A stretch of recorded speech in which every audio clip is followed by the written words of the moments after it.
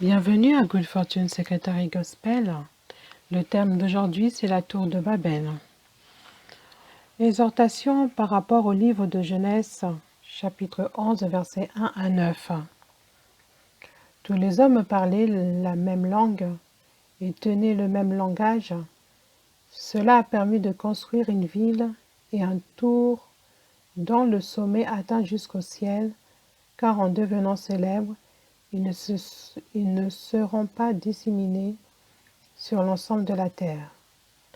C'est alors que l'Éternel descendit du ciel pour voir la ville et la tour que les hommes construisaient.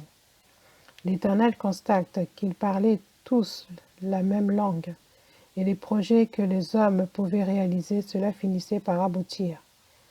C'est alors que Dieu décide de venir sur la terre afin de broyer leur langage des hommes de toute la terre. C'est à partir de là qu'il les dispense sur toute la terre, afin de confondre leurs projets. Frères et sœurs, nous savons que tout ce qui se passe actuellement est une des conséquences de nos actes passés. La tour de Babel, cela peut être aussi un exemple pour nous à ce jour. Actuellement, le monde traverse une crise sans précédent, et encore une fois, nous faisons seulement nourrir notre ventre. Non à nous soucier le plan de Dieu que lui agrée. La construction de la tour de Babel a été stoppée, car Dieu avait remarqué qu'il n'y avait pas de fruit d'adoration entre les hommes pour l'Éternel. Tous pensaient à réaliser leur propre projet.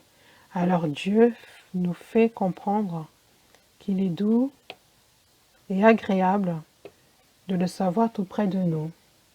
Oh frères et sœurs, laisse-moi te dire qu'en me promenant ce matin, je me suis rendu compte comme si tout était au ralenti, comme si on était encore en confinement.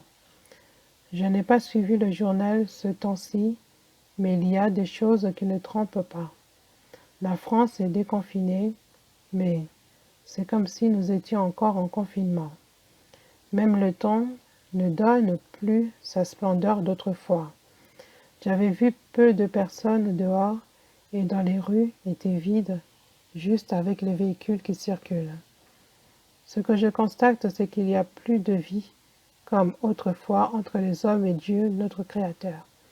Jésus-Christ de Nazareth est venu réconcilier l'homme avec le Père céleste. C'est comme si on devrait rester encore dans nos maisons, ou du moins sortir avec les masques et se saluer dans la fraternité, où on se rappellera que Dieu existe vraiment. C'est comme si on devrait rester dans nos maisons ou faire la sourde oreille. Depuis l'ancien des temps, il est toujours question de choisir le bien ou le mal, la mort ou la vie, les ténèbres ou la lumière, le paradis ou l'enfer, ce qui permet de dire, quoi que nous puissions faire, n'oublions pas qu'il y a seulement deux chemins à notre portée, le paradis ou l'enfer.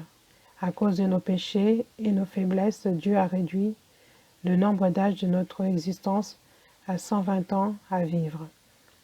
En outre, nos cœurs nous faisons de plus en plus du mal sur la terre à longueur de journée, nos cœurs concevaient que le mal. C'est comme cela nous attristons le Saint-Esprit.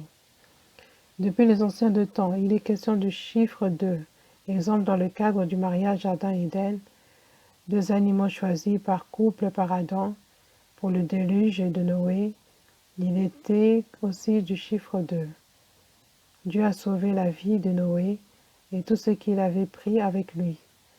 L'Éternel a aussi décidé de ne plus faire supprimer tous les hommes de la terre.